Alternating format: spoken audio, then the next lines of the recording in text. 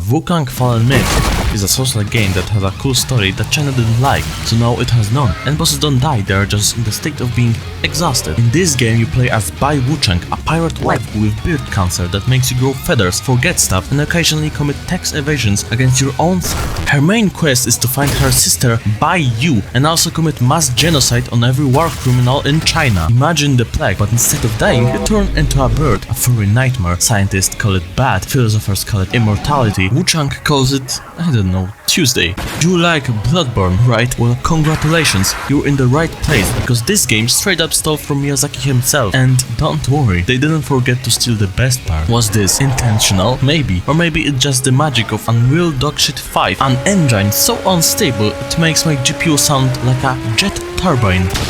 Fun fact, there's a 99% chance.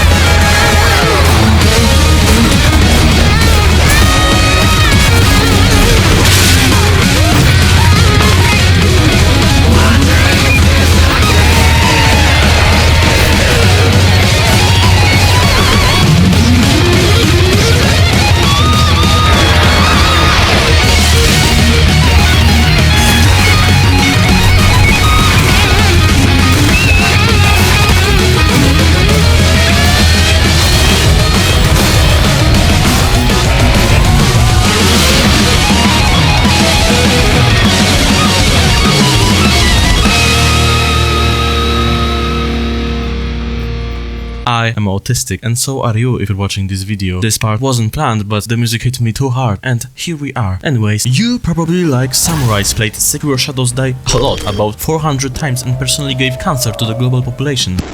But do not worry, parrying is here, or at least the attempt at parrying. You cannot dance like that happy Japanese man from Sekiro, but you can stun enemies for approximately 3 presidential times. Of course, only if you manage to time your right bumper correctly. Oh, sorry, right fucking trigger by default. Jesus, holy Christ, bind this shit to a bumper or your thumbs will file for a divorce. I hate Perry being on L2. Especially if you're on a PS5 controller, where the triggers are made of recycled Lego. Dodging. Dodge this.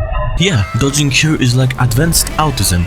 It's fast, it covers more distance than the little boy, and it's your main survival tool. Want to hop around like a radioactive monkey? Go ahead, just don't ask for a jump button, because it does not exist, much like the story, and yet somehow the game is good. Great, even, the world design slaps. Yes, you will run into the classic Souls-like moment. The door is not open from this side, then 15 hours later you open it and realize you're right back at the beginning, except now you have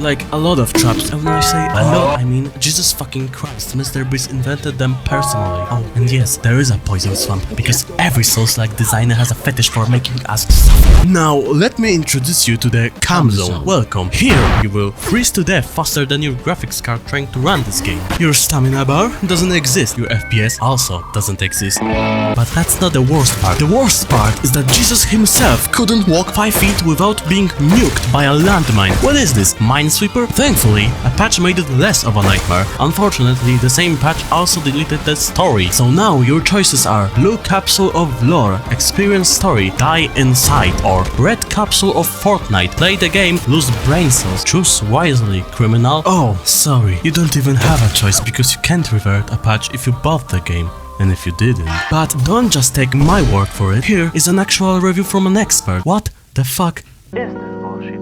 I can't even walk through a door without being railed by some Home Depot jigsaw trap. 9 out of 10 because tits are too big. Now, let's talk about the skill tree. You know Path of Exile, right? The tree with more nodes than the IRS? Let's zoom.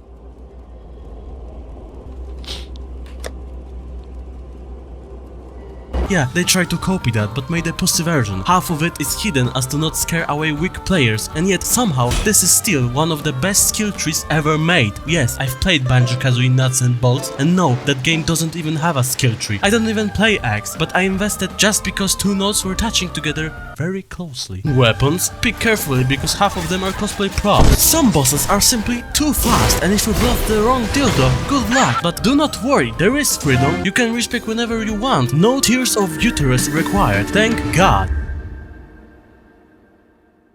Hello guys, this seems like a nice cozy place, right? I think I need to, at least this video doesn't make sense. Everything is out of place. I tried so hard and got so far, but in the end, it doesn't even matter. The game design philosophy is simple. Player moves forward equals player suffers. Miyazaki must feel like an Oppenheimer right now. The amount of bonfires in this game is actually insane. We're talking 50 whole bonfires across the entire game. That's it, 50. I've seen more checkpoints in a fucking mobile app. And then the devs pulled a funny, a cruel, evil, sadistic funny. They made a bonfire mimic. I really refuse to call it a shrine. Picture this. You just walk through literal for 2 hours. Only shortcuts are evalators moving slower than my big mountain rectal masturbator. You finally kill a boss. You're on 2 HP, 1 Estus, and 0 will to live. You walk outside. A bonfire. Salvation. No, wrong. It's fake. It's false. Not this time. We made it up. The bonfire stands up and challenges you to a fist fight. Have fun, idiot. If you die, you get to do the entire marathon again. Truly big comedy. Thanks, China. My controller is now embodied in the drywall. Honestly, at that point in the game, I was hooked, like actually addicted. And just like a drug addict, I started to rot. My skin, feathers, my eyes, bloodshot, my soul, gone. I wasn't playing Wu-Chang anymore. Wu-Chang was playing me. Fast forward 9 hours later, I'm in a forest cave. I haven't eaten, and I'm developing roots coming out of my stomach. The game had fully transformed me. I was no longer human. I was beard, and by God, like a true Souls fan, I wanted... Ashes to ashes, dust to dust. The wheel turns, always waiting for rebirth.